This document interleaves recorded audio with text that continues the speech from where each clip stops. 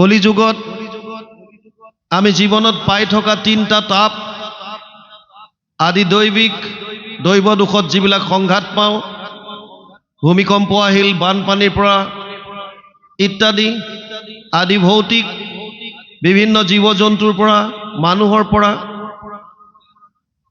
যিমানবিলাক সংঘাত পাইছোঁ, তাপ পাইছোঁ, আৰু এক হৈছে আধ্যাত্মিক তাপ, যি শাৰীৰিক অসুস্থতাৰ কাৰণে বা মানসিক অসুস্থতাৰ কাৰণে। এই তিনিওটা তাপৰ পৰা পৰিত্ৰাণ পাবলৈ, ভগৱানৰ মায়াৰ পৰা উদ্ধাৰ পাবলৈ আৰু হৃদয়ত পৰম আনন্দ লাভ কৰিবলৈ যদি কিবা সুগম আৰু সুলভ উপায় আছে, সেয়া হৈছে কৃষ্ণত একান্ত শৰণ আৰু ভকতৰ লগত প্ৰভু ভগৱন্তৰ লীলাসমূহৰ শ্ৰৱণ কীৰ্তন। বৰ্তমান অসমত ভাগৱতৰ এক জোৱাৰ উঠিছে। চাৰিওফালে কেৱল ভাগৱতৰ চৰ্চা। যিকেইজন ব্যাখ্যাকাৰ বা আলোচক, হয়তো এটা দিনো খালী নাই কাৰো, 2 মাহ 3 মাহ 4 মাহ পুৰা বুক হৈ আছে, ভাগৱত শুনিছে। আৰু তাৰ উপৰি ছ'চিয়েল মিডিয়া, মোবাইলত হওক, লেপটপত হওক, ইউটিউবৰ দ্বাৰা শ্ৰৱণ কৰি আছে। ই শুভ লক্ষণ। ব্যাসদেৱে পদ্ম পুৰাণত লিখিছে, 18খন পুৰাণৰ ভিতৰত দ্বিতীয়খন ডাঙৰ পুৰাণ হৈছে পদ্ম পুৰাণ। ডাঙৰ পুৰাণখন হৈছে আটাইতকৈ ডাঙৰখন স্কন্ধ পুৰাণ, য'ত 81,100টা শ্লোক আছে। দ্বিতীয়খন ডাঙৰ পুৰাণ হৈছে পদ্ম পুৰাণ, য'ত 55,000 শ্লোক আছে। ইয়াৰ শেষৰ খণ্ডটো উত্তৰ খণ্ড বুলি কয়। তাত 6টা অধ্যায়ত ভাগৱত মাহাত্ম্য নাম দি ভাগৱতৰ মহিমা গাইছে। তাত ব্যাসদেৱে লিখিছে, এতদস্মাৎ পৰম কিঞ্চিত মন শুদ্ধে ন বিদ্যতে জন্মান্তৰে ভৱেত পুণ্যম তদা ভাগৱতম লভেত। পদ্মপুৰাণ উত্তৰ খণ্ড ভাগৱত মাহাত্ম্য, প্ৰথম অধ্যায় 12 নম্বৰ শ্লোক। ব্যাসদেৱে কৈছে, আমাৰ ভাৱৰ শুদ্ধতাৰ কাৰণে ভাগৱততকৈ শ্ৰেষ্ঠ গ্ৰন্থ আন একো নাই। এতিয়া ডাঙৰ কথা হ'ল, আমি যিমান কৰ্ম কৰোঁ, কৰ্মবিলাক আমাৰ ভাৱৰ ওপৰত ভিত্তি কৰি কৰা হয়। যাৰ যেনেকুৱা ভাৱ, তাৰ তেনেকুৱা কৰ্ম হয়। যদি আমাৰ ভাৱত শুদ্ধতা আহিলহেঁতেন, ব্যাসদেৱৰ মতে ভাগৱত শুনিলে ভাৱৰ শুদ্ধতা আহিব, কনফাৰ্ম। আৰু ভাৱৰ শুদ্ধতা যদি আহে, তেতিয়াহ'লে আমাৰ দ্বাৰা কোনো ধৰণৰ অপকৰ্ম হ'ব নালাগে। চোৰ ডকাইত, ধৰ্ষণ, লুণ্ঠন, হিংসা, দ্বেষ, কাম, ক্ৰোধ, সমাজত এইবিলাক একো থাকিব নালাগিছিল। কিন্তু যদি আমি সমাজখনলৈ চাওঁ, তেতিয়া দেখা পাওঁ যে এতিয়াও ধৰ্মৰ সমান্তৰালভাৱে চোৰ ডকাইত, ধৰ্ষণ, লুণ্ঠন, হিংসা, দ্বেষ এইবিলাকো চলি আছে। তাৰমানে ৰেলৱে চিৰি দুডালৰ দৰে এফালে ধৰ্ম হৈ আছে আৰু এফালে কৰ্ম হৈ আছে। কৰ্মৰ ক্ষেত্ৰত ধৰ্মৰ কোনো প্ৰভাৱ পৰা নাই। আৰু আনহাতে ব্যাসদেৱে কৈছে যে ইয়াতকৈ শ্ৰেষ্ঠ গ্ৰন্থ ভাৱ শুদ্ধিকৰণৰ কাৰণে আন একো নাই। ব্যাসদেৱৰ কথাটো মিছা হ'ব নোৱাৰে। তথাপিও আমাৰ যদি ভাৱ শুদ্ধ হোৱা নাই, ইয়াৰ কাৰণ কি হ'ব পাৰে? প্ৰথম, আমি যেনেকৈ ভাগৱত শ্ৰৱণ কৰিব লাগে, হয়তো তেনেকৈ শ্ৰৱণ কৰা নাই, 1 নম্বৰ কথা। 2 নম্বৰ কাৰণ হ'ব পাৰে, যিসকল আলোচক আপোনালোকে নিমন্ত্ৰণ দিছে বা য'ত য'ত ভাগৱতৰ অনুষ্ঠান হৈছে, তেওঁলোকে যিসকল আলোচকক নিমন্ত্ৰণ দিছে, আমাৰ দৰে আমি হয়তো ভাগৱতৰ তত্ত্ববিলাক শ্ৰোতাৰ হৃদয় স্পৰ্শ কৰি সুমুৱাই দিয়াত বিফল হৈছোঁ, বুজাই দিব হয়তো পৰা নাই। 3 নম্বৰ কাৰণ হ'ব পাৰে, যদিও ভাগৱতৰ ইমানকৈ জোৱাৰ উঠিছে, চৰ্চা চলিছে, এতিয়াও হয়তো এটা চামে নিজকে ভাগৱত শুনাৰ পৰা আঁতৰাই ৰাখিছে। হৈ আছে ওচৰত, আমি নুশুনো। আৰু 4ৰ্থ কাৰণ হ'ব পাৰে, শুনাটো শুনিছোঁ, বুজাটো বুজিছোঁ, কিন্তু মানিবলৈ ইচ্ছা নাই। ভগৱান কৃষ্ণ শান্তিদূত হৈ হস্তিনাপুৰলৈ গৈছে। দুৰ্যোধনক কৈছে, হে দুৰ্যোধন, কুৰুক্ষেত্ৰ যুদ্ধ যদি তুমি নোহোৱাটো বিচাৰিছা, মোৰ এটা অনুৰোধ ৰক্ষা কৰা। কি? 5খন গাঁও মাত্ৰ পঞ্চ পাণ্ডৱক দিয়া, 5 জনৰ কাৰণে 5খন গাঁও দিয়া, আৰু কুৰুক্ষেত্ৰ যুদ্ধ নহয়। দুৰ্যোধনে কৈছে, 5খন গাঁও? মইতো বেজীৰ আগত উঠা মাটিকণো বিনা যুদ্ধে নিদিওঁ। ভগৱান কৃষ্ণই সুধিছিল, হে দুৰ্যোধন, তুমি ধৰ্ম কি বুজি পোৱা নে নাই? দুৰ্যোধনে কৈছে, জানামি ধৰ্মম নাচামে প্ৰবৃত্তি। মই ধৰ্ম কি জানো, কিন্তু মোৰ মানিবলৈ ইচ্ছা নাই। অধৰ্ম কি জাননে নাই? জানামি অধৰ্মম নাচামে নিবৃত্তি। অধৰ্ম কি সেইটো জানো, নকৰাকে থাকিব নোৱাৰো। আৰু সুবিধা লৈছে, কেনাপি দেৱেনা হৃতিষ্ঠিতম যথা নিয়োজয়সি তথা কৰমি। মহাপুৰুষ মাধৱদেৱে মহাভাৰতৰ এই শ্লোকটো ঘোষাত অনুবাদ কৰি থলে। ধৰ্মক জানোহো মই তথাপি প্ৰবৃত্তি নাই, অধৰ্মত নিবৃত্তি নহয়, হৃদিষ্ঠিত হয়া তুমি যেন কৰাবাহা স্বামী, ঋষিকেশ কৰিব তেনয়। তাৰ মানে জনাত আমি হয়তো জানিছো, মানিবলৈ ইচ্ছা নাই। আৰু যদি প্ৰথমটো পইণ্টত আহোঁ, যে শুনাত যদি কিবা খেলি মেলি হৈছে, কেনেকৈ শুনিব লাগে? আপোনালোকে কালিও দিনটো শুনিছে, আমাৰ শ্ৰদ্ধাৰ বনিয়া বাপ আহিছিল, বৰ সুন্দৰ ব্যাখ্যা কৰে তেখেতে। শুনিলে কেনেকৈ শুনিম? গীতাত অৰ্জুনক কৈছে, শ্ৰদ্ধাৱান লব্ধতে জ্ঞানম তৎপৰে সং যতেন্দ্ৰিয়, জ্ঞানম লব্ধোৱা পৰম শান্তিম অচিৰেণ অধিগচ্ছতি। 4ৰ্থ অধ্যায় 39 নম্বৰ শ্লোক গীতা। এই অৰ্জুন, যিসকল শ্ৰদ্ধাৱান তেওঁলোকেহে জ্ঞান লাভ কৰিব পাৰিব।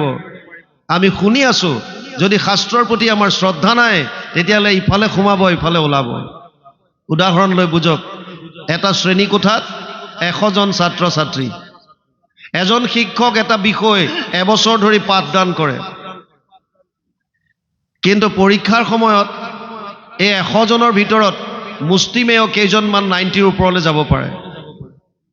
প্ৰায়বিলাক 60 পৰা 80ৰ ভিতৰত, আৰু তাৰে কিছুমানে ফেইল কৰে।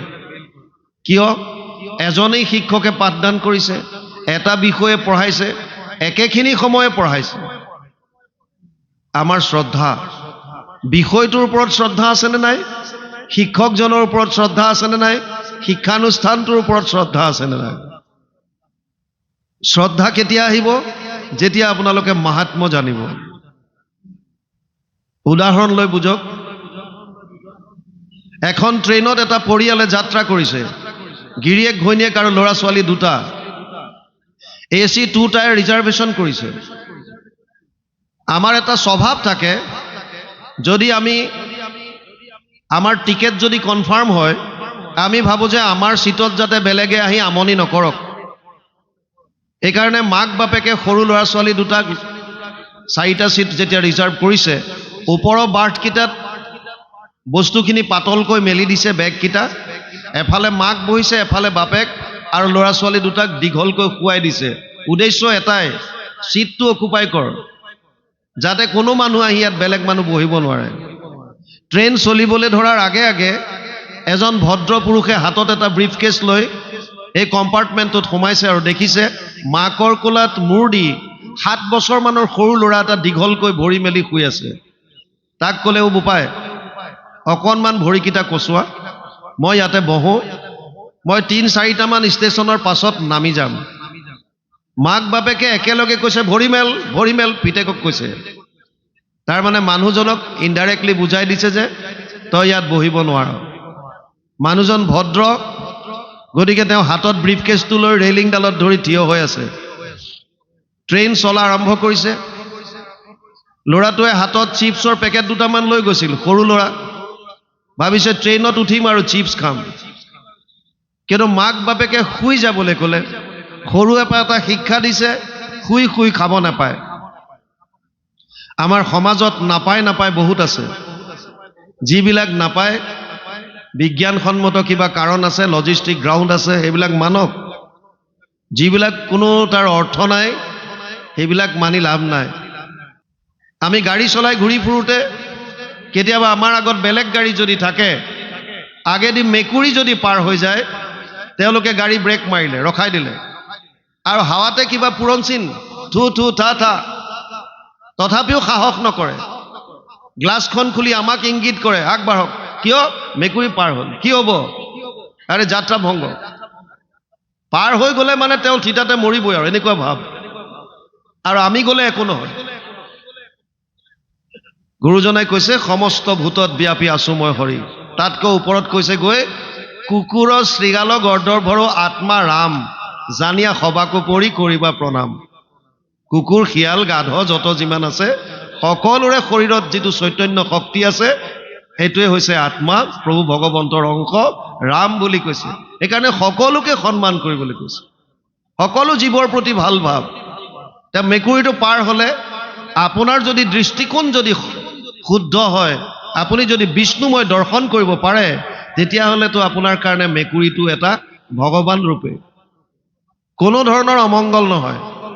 আপুনি মেকুৰী পাৰ হৈছে, গাড়ী ৰখাইছে, ঠিক আছে, পাৰ হ'বলৈ দিয়ক, তাৰপিছত আপুনি গুচি যাওক, একো নাই। কিন্তু নাই, অন্ধবিশ্বাস। শুই শুই খাব নাপায়, ইয়াত কিন্তু বিজ্ঞানজনিত কাৰণ এটা নথকা নহয়। আমাৰ যিডাল শ্বাস নলী আৰু যিডাল খাদ্য নলী, এই দুডাল গৈ পেলাই ইয়াত এনেকৈ জইন হৈছে। আমি খৰধৰকে যেতিয়া কিবা খাওঁ, তাৰ যদি অকণমানো টুকুৰা এটা শ্বাস নলীলে যায়, তেতিয়া চৰচৰণি আহে বা কাহ আহে। সেইকাৰণে খাওঁতে বিশেষভাৱে ধীৰে সুস্থিৰে বহি পেলাই সুন্দৰভাৱে গ্ৰহণ কৰিবলৈ কোৱা হয়। ল'ৰাটোৱে বহুত সময় ধৈৰ্য ধৰিলে, অকণমানি ল'ৰা, মাক বাপেকে সৰুৰে পৰা শিক্ষা দিছে নাখাবি, শুই শুই খাব নাপায়। কিন্তু দেখিলে যিজন মানুহ, সেই মানুহজন লৰচৰ নোহোৱা হ'ল, হাতত ব্ৰিফকেছটো লৈ থিয় হৈ আছে। ই বহিবও নোৱাৰা হ'ল, এতিয়া বহিলেই মানুহজন চিটত বহি যাব। উপায়ন্তৰ হৈ ভাবিলে যি হ'ব হ'ব, শুই শুয়ে খাওঁ আজি। আৰু চিপছৰ পেকেট ফালি যেতিয়াই খোৱা আৰম্ভ কৰিলে, তাৰ এটা টুকুৰা শ্বাস নলীৰ ফালত লাগি গ'ল, চৰচৰণি আহিবলৈ ধৰিলে, কাহ আহিবলৈ ধৰিলে। ল'ৰাটোৰ আছিল হাঁপানী বেমাৰ, এজমেটিক প্ৰব্লেম। যেতিয়াই কাহ আহিলে, চৰচৰণি আহিলে, তাৰ পাছত তাৰ ঘেৰ ঘেৰণি আৰম্ভ হৈ গ'ল, উশাহ ল'বলৈ টান পাইছে। মাক বাপেকৰ এতিয়া অৱস্থা নাই, ল'ৰাটো এয়াৰ কণ্ডিশ্যন কোচতো ঘামি জামি অৱস্থা নাইকিয়া হৈছে, টেম্পাৰেচাৰ বাঢ়ি গৈছে। মাক বাপেকৰ হাহাকাৰ, ট্ৰেইন দ্ৰুত গতিত চলি আছে, কি কৰিব? এই মানুহজনে চব চাই আছে। শেষত তেওঁ ব্ৰিফকেছটো তলত নমাই থলে, আৰু নমাই পেলাই ষ্টেথিস্কোপডাল লগাই ল'ৰাটোক চেক আপ কৰিলে, আৰু তাৰ পাছত এটা বেজী দিলে, ইনজেকশ্যন এটা দিলে। 10 মিনিটৰ পাছত ল'ৰাটো সুস্থ হৈছে, নৰ্মেল হৈছে, উশাহ নিশাহ ল'ব পাৰিছে। এতিয়া মাক বাপেক দুইটাই নিজৰ পিতেকক কৈছে, বোপাই ভৰিটো কোচা, আৰু তেওঁক কৈছে আহক বহক। কিয়? যিজন মানুহ বহে বুলি 10 মিনিটৰ আগত ভৰি মেলি পেলাই খোৱাৰ কথা কৈ আছিলা, সেই একেই মাক বাপেকে 10 মিনিটৰ পাছতে তেওঁলোকৰ দৃষ্টিকোণ সলনি হৈ গ'ল, আৰু নিজৰ ল'ৰাটোক কৈছে ভৰি কোচা, মানুহজনক কৈছে আহক বহক। কাৰণ 10 মিনিটৰ আগলৈকে গম পোৱা নাছিল তেওঁ কোন। আমি জীৱনত বহুত মানুহ লগ পাওঁ, সকলোৰে প্ৰতি আমাৰ শ্ৰদ্ধাত মোৰ দৌ খাই নাযায়। যেতিয়া গম পাব যে এইজন এজন বিশেষ ব্যক্তি, এওঁৰ ভিতৰত এটা বিশেষ গুণ আছে, আৰু তাতকৈ যেতিয়া গম পাব যে এওঁৰ পৰা মোৰ সুকীয়া জীৱনত লাভ হৈছে, তেতিয়া আপুনি তেওঁৰ প্ৰতি আপোনাৰ শ্ৰদ্ধাত মোৰ দৌ খাই যায়। অগণন শাস্ত্ৰ আছে, কিন্তু ভাগৱতৰ ইমানকৈ প্ৰচলন কিয় হৈছে? ভাগৱতত এনেকুৱা কি আছে? আপোনালোকে কালিৰ পৰা ভাগৱত শুনিছে, 3 দিন শুনিব। ভাগৱতত এনেকুৱা আছে কি যিটোৰ কাৰণে ইমানকৈ প্ৰচলন হৈছে? ব্যাসদেৱে পদ্ম পুৰাণৰ উত্তৰ খণ্ডত লিখিছে মাহাত্ম্য। তাত তেওঁ লিখিছে, যত্ৰ যত্ৰ ভাগৱতী বৰ্ত ভক্তি আদি কাম ব্ৰজেত, কথা শব্দম সমকৰ্ণম তত্ৰিকম তৰুণয়েত। পদ্ম পুৰাণ উত্তৰ খণ্ড ভাগৱত মাহাত্ম্য 3য় অধ্যায় 9 নম্বৰ শ্লোক। য'ত য'ত ভাগৱতৰ কথা হয়, য'ত য'ত, তালৈ 3টা বস্তুৰ আগমন ঘটে: ভক্তি, জ্ঞান আৰু বৈৰাগ্য। ইতিমধ্যে আপোনালোকৰ হৃদয়ত ভক্তি বস্তু জ্ঞান আৰু বৈৰাগ্য তিনিওটাই থিতাপি ল'লে। যিমান ভাগৱতৰ শ্ৰৱণ কৰিব সিমানে ভক্তি বাঢ়িব, জ্ঞান বাঢ়িব আৰু ভোগবাদৰ প্ৰতি বৈৰাগ্য ভাৱ আহিব। ইয়াত থকালৈকে গেৰেণ্টি ব্যাসদেৱে দিছে। ইয়াৰ পৰা ওলাই যোৱাৰ পাছত কোনে কিমান সময়লৈকে হৃদয়ত ভক্তি বস্তুটো জাগ্ৰত কৰি ৰাখিব পাৰে, এয়া আপোনালোকৰ সুকীয়া সুকীয়া কথা। ব্যাসদেৱে কৈছে, কথা ভাগৱতস্যাপি নিত্যম ভৱতি যত গৃহে তদ গৃহম তীৰ্থ ৰূপম হি বাসতম পাপনাশনম। পদ্মপুৰাণ উত্তৰখণ্ড ভাগৱত মহাত্ম্য ৩য় অধ্যায় ২৯ নম্বৰ শ্লোক।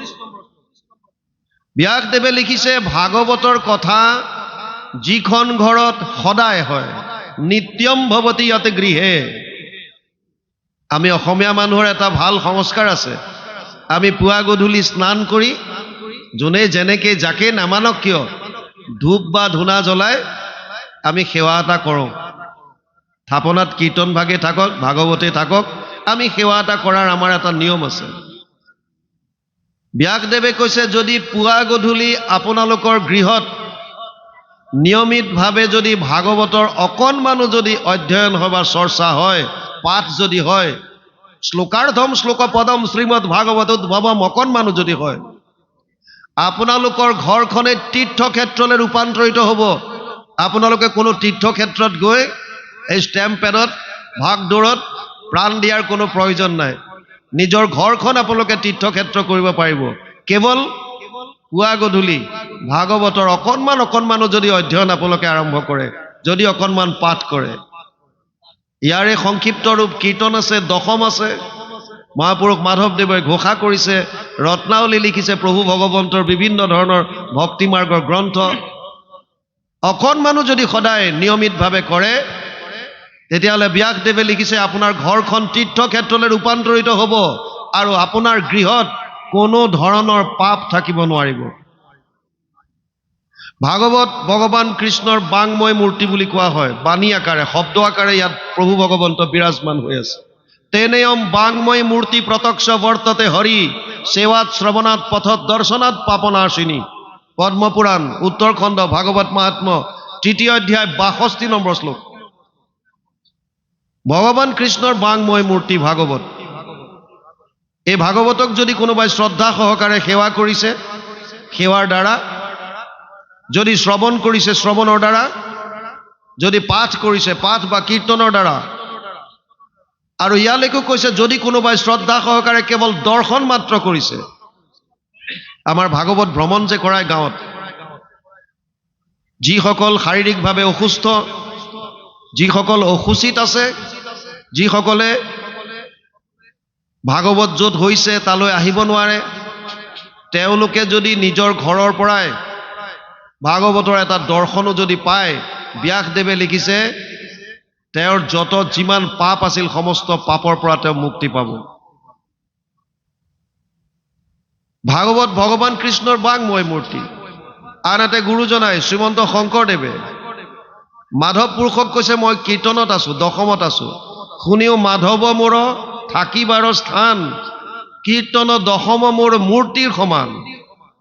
কীৰ্তন দশম পুথি থাকয় যাথাত, জানিবা মাধৱ মই থাকো সাক্ষাৎ।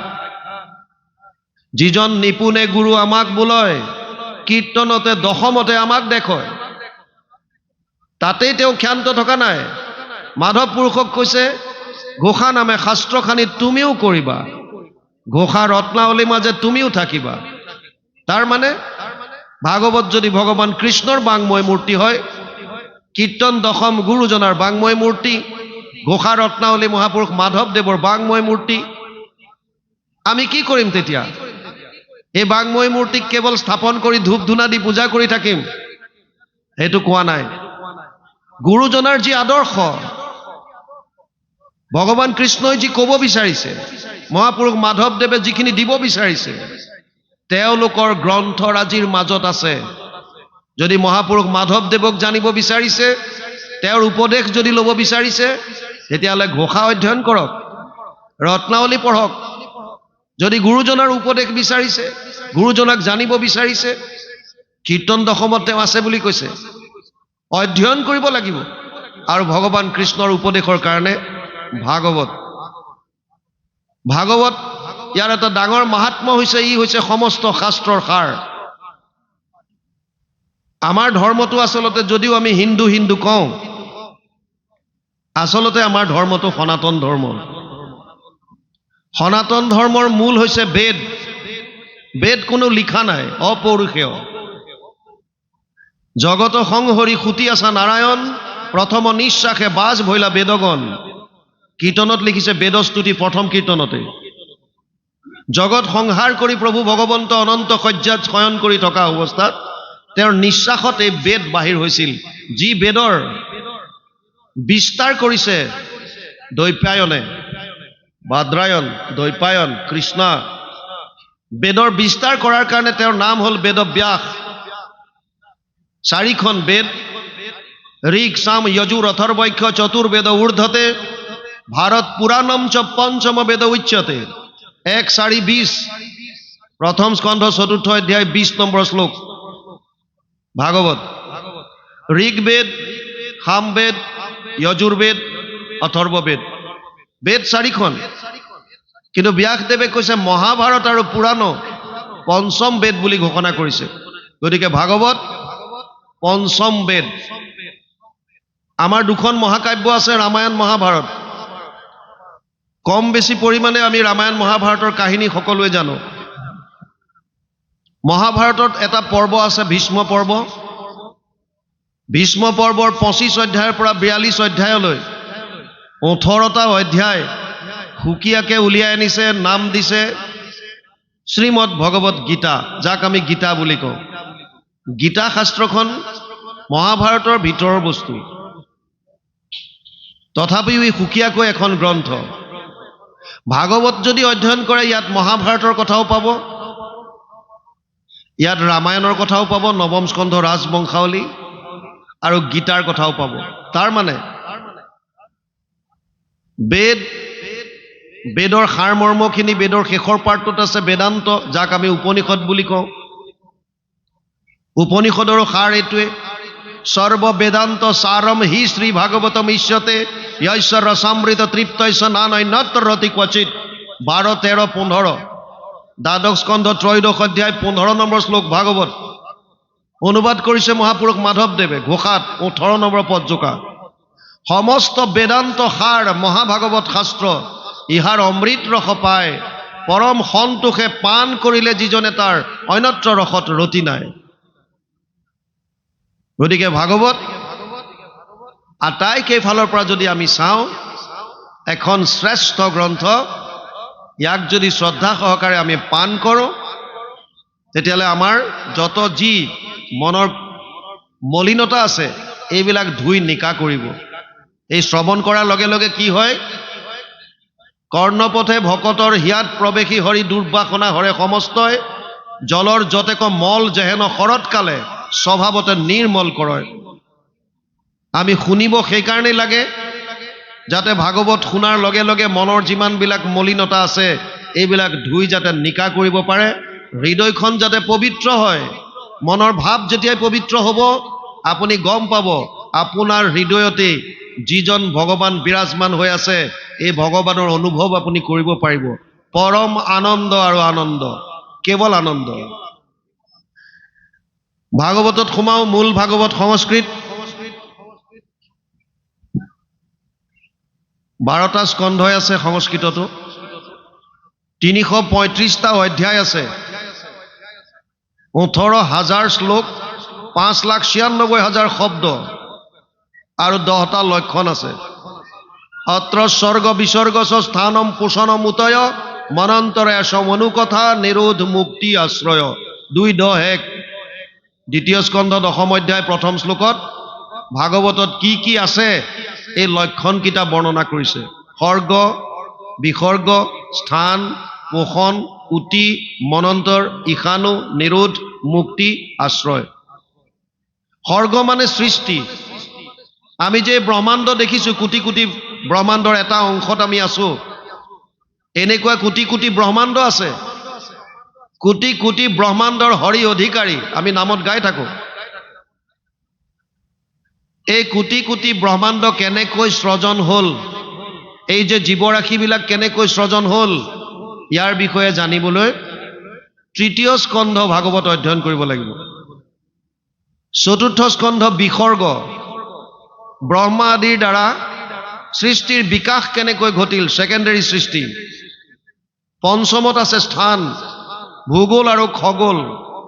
খগোল মানে গ্ৰহ নক্ষত্ৰৰ বিষয়ে জ্ঞান যদি জানিব বিচাৰে, জ্যোতিষৰ বিষয়ে জানিব বিচাৰে, পঞ্চম স্কন্ধ। ষষ্ঠ স্কন্ধত আছে পোষণ, ভগৱান কৃষ্ণই জীৱসমূহ কেনেকৈ পোষণ কৰে তাৰ বিষয়ে জানিবৰ কাৰণে ষষ্ঠ স্কন্ধ। অজামিল উপাখ্যান, বৃত্তাসুৰ বধ, চিত্ৰকেতু উপাখ্যান বিভিন্ন কাহিনীৰ দ্বাৰা সুন্দৰভাৱে বৰ্ণনা কৰিছে। সপ্তম স্কন্ধ উটি, উটি মানে বাসনা। আমাৰ তিনি ধৰণৰ বাসনা আছে, দৈবিক বাসনা, আসুৰিক বাসনা আৰু মানৱীয় বাসনা। ভকতৰ কৃপাত দৈবিক বাসনা মনত জাগ্ৰত হয়, ভকতৰ আশীৰ্বাদত আমাৰ মনত দৈবিক বাসনাৰ জাগ্ৰত হয়। সেয়া বুজাবৰ কাৰণে প্ৰহ্লাদৰ চৰিত্ৰ আনিছে। মহন্তৰ কোপত আসুৰিক বাসনা উদ্ভৱ হয়, তাৰ কাৰণে হিৰণ্যকশিপু আৰু হিৰণ্যক্ষৰ কথা আনিছে। মানৱীয় বাসনা বুজাবৰ কাৰণে বৰ্ণাশ্ৰম ধৰ্মৰ কথা কৈছে। অসমীয়া ভাগৱতত ইয়াৰ অনুবাদ কৰা নাই, কিয়? কাৰণ ভক্তি মাৰ্গত বৰ্ণাশ্ৰম ধৰ্মৰ কোনো কাম নাই। নহো জানা আমি চাৰি জাতি, চাৰিও আশ্ৰমী নোহোৱাতি। আমাৰ জাতি কি তেতিয়াহ'লে? দাসৰো দাস, টান দাসৱ হইলো আমি। আমাৰ এটাই জাতি, আমি দাস আৰু ভগৱান আমাৰ স্বামী, এইটোৱে আমাৰ চিনাকি। সেইকাৰণে আজি এনেকৈ বহিব পাৰিছে। যদি উচ্চ নিচ জাতি ধনী দুখীয়াৰ ভেদ থাকিলহেঁতেন তেতিয়া আসন ভাগে ভাগে হ'লহেঁতেন। এইখিনি বেলেগ সম্প্ৰদায়ৰ, এইখিনি বেলেগৰ, এইখিনি বেলেগৰ, এইখিনি বেলেগৰ। নাই আমাৰ ভক্তি মাৰ্গত, সেইকাৰণে এইটো অনুবাদ কৰা নাই। অষ্টমত আছে মনন্তৰ, মনু আৰু মনু পুত্ৰসকলৰ বিষয়ে জানিবলৈ অষ্টম স্কন্ধ অধ্যয়ন কৰিব লাগিব। নৱমত আছে ৰাজবংশাৱলী, চন্দ্ৰবংশ, সূৰ্যবংশৰ বিভিন্ন ৰজা মহাৰাজাৰ কাহিনী শুনিবলৈ জানিবলৈ নৱম স্কন্ধ। দশম নিৰোধ, প্ৰলয়ৰ সময়ত সমস্ত জীৱৰাশি প্ৰভু ভগৱন্তৰ উদৰত অৱৰুদ্ধ হৈ থাকে। 335টা মূল সংস্কৃত অধ্যায়ৰ 90টা অধ্যায় আছে দশমত। ভগৱান কৃষ্ণৰ অৱতাৰৰ পৰা বিভিন্ন লীলা দশমত আপোনালোকে পাব। আৰু আজি যিটো বৰ্তমান পাঠ কৰি আছিল, আপোনালোকে শ্ৰৱণ কৰি আছে একাদশ স্কন্ধ, ইয়াৰ লক্ষণ হৈছে মুক্তি। মুক্তি আমাক কিয় লাগে, কেনেকৈ পাম, তাৰ কাৰণে একাদশ স্কন্ধ। আৰু দ্বাদশ স্কন্ধ হৈছে আশ্ৰয়। আশ্ৰয় মানে শৰণ। জীৱই শৰণ ক'ত ল'ব, আশ্ৰয়ৰ প্ৰকৃত স্থানটো কি, এয়া বুজাবৰ কাৰণে দ্বাদশ স্কন্ধ দিছে। যদিও 10টা লক্ষণ দিছে, ভাগৱতৰ মূল উদ্দেশ্য এটা, সেইটো হৈছে আশ্ৰয়। দশম অৰ্থ বিশুদ্ধ্যাৰ্থম নবানিমিহ লক্ষণম বৰ্ণয়ন্তি মহাত্মান শ্ৰুতেনা অৰ্থেন চাঞ্জসা। 2:10 লিখিছে, দশম লক্ষণটো অৰ্থাৎ আশ্ৰয়টোক শুদ্ধ ৰূপত প্ৰতিপন্ন কৰিবলৈ বাকী 9টা লক্ষণ বৰ্ণনা কৰিছে। ভাগৱত আৰম্ভ হৈছে নৈমিষাৰণ্যত। আপোনা খবৰ দৰে 28,000 ঋষি মুনি একত্ৰিত হৈ বহিছে আৰু ভাগৱতৰ ব্যাখ্যাৰ আসনত বহুৱাই দিছে সূত মুনিক, ৰোমহৰ্ষণৰ পিতেক উগ্ৰশ্ৰৱা। এই ঋষিসকলে কলি যুগৰ মানুহৰ ভয়াৱহতাৰ কথা অনুমান কৰি 1000 বছৰ জোৰা এটা যজ্ঞ কৰিছিল। উদ্দেশ্য আছিল কলি যুগৰ মানুহৰ কল্যাণ সাধন। কিন্তু 1000 বছৰ যজ্ঞ কৰাৰ পাছতো তেওঁলোকে কোনো ফল নাপায়। সূত মুনিক ভাগৱতৰ ব্যাখ্যাৰ আসনত বহুৱাই দি 28,000 ঋষিৰ ভিতৰত যিজন কথামৃত ৰসস্বাদ কুশল শৌনক অব্ৰবীত, কথামৃত পান কৰাত যিজন কুশল, সেইজনৰ নাম দিছে শৌনক। শৌনকে প্ৰশ্ন কৰিছে আৰু উত্তৰ দিছে সূত মুনিয়ে। আৰু ভাগৱতৰ মূল বস্তু সেইটোৱে। শৌনকে প্ৰথম আৰম্ভ কৰিছে, শৌনক বদতি শুনা সূত মহামানী পৰম পাতকী কলি পাইলে হেন জানি আৰম্ভিলো যজ্ঞ আশী সহস্ৰ বছৰ হোমধূমে ধূম্ৰবৰ্ণ ভৈলা কলেবৰ যিটো কৰ্ম কৰোৱাত নাহিকে বিশ্বাস আপোনাৰ আয়ুস কৰিলো ব্যৰ্থে নাশ সুতমুনিক কৈছে পৰম পাতকী কলিযুগ আহিছে বুলি গম পায়েই 1000 বছৰ জোৰা এটা যজ্ঞ কৰিলো যজ্ঞৰ ধোঁৱাৰে আমাৰ শৰীৰ ধোঁৱা বৰণীয়া হৈ গ'ল কিন্তু তথাপিও যিটো ফল বাঞ্ছা কৰিছিলো সেইটো আমি নাপালো এইকাৰণে তত্ৰ তত্ৰ অঞ্জসা আয়ুষ্মান ভৱতা যত বিনিশ্চিতম পুংসাম একান্তত শ্ৰেয় তত না সংচিতুম অৰ্হসি 1:1:9 প্ৰথম স্কন্ধ প্ৰথম অধ্যায় 9 নম্বৰ শ্লোকত শৌনকে প্ৰশ্ন আগবঢ়াই দিলে এই সুতমুনি কলিযুগৰ মানুহে কল্যাণ সাধন কৰিবৰ কাৰণে পৰম আনন্দ লাভ কৰিবৰ কাৰণে কৰিবলগীয়া শ্ৰেষ্ঠ মাৰ্গটো কি এইটো আমাক কোৱা কিন্তু উত্তৰ দিয়াৰ আগে আগে এটা সাৱধান বাণী শুনাই দিলে যে হে সুতমুনি তুমি উত্তৰ দিয়াৰ আগত কলিযুগৰ মানুহৰ সীমাবদ্ধতাবিলাক লিমিটেশনছবিলাক বুজি লোৱা যদি সুতমুনিয়ে ক'লেহেঁতেন যদি আনন্দ বিচাৰিছে তেতিয়াহ'লে কলিযুগৰ মানুহে 1000 বছৰ তপস্যা কৰিব লাগিব কলিযুগৰ মানুহৰ কাৰণে এইটো সম্ভৱ নহয় কিয় কাৰণ কলিযুগৰ মানুহৰ আয়ুস কম কেৱল 100 বছৰ সেইকাৰণে প্ৰথমতে শৌনকে ক'লে প্ৰায়েনা অল্পায়ুষ সভ্য কলৌ অস্মিন যুগে জনা মন্দ সুমন্দ মতয়ো মন্দিয় ভাগ্য হি উপদ্ৰতা 1:1:10 হে সুতমুনি কলিযুগৰ মানুহৰ আয়ুস কম স্মৃতি শক্তি কম বুদ্ধিহীন